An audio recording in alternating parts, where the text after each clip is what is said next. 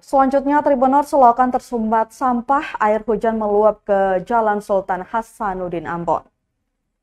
Hujan yang mengguyur kota Ambon pada Minggu 13 April 2025 kembali membuat genangan air di kawasan Jalan Sultan Hasanuddin Pandan Kasturi.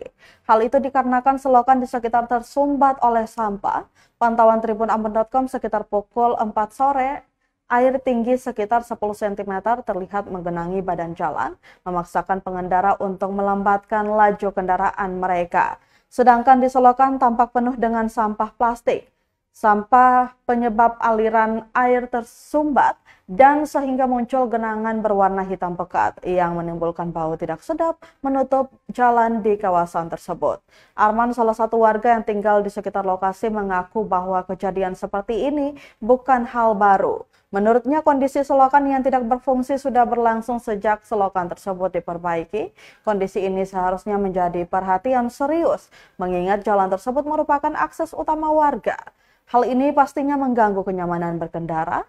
Juga genangan yang terus berulang dikhawatirkan berdampak lebih luas seperti kerusakan jalan dan risiko kesehatan akibat air kotor.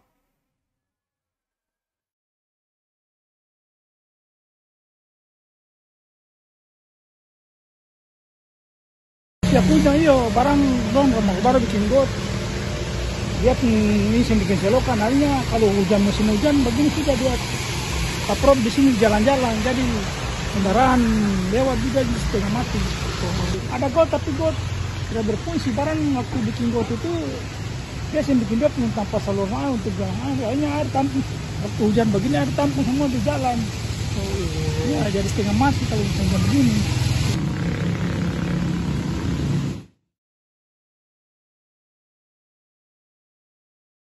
Download Tribun X sekarang, menghadirkan lokal menjadi Indonesia.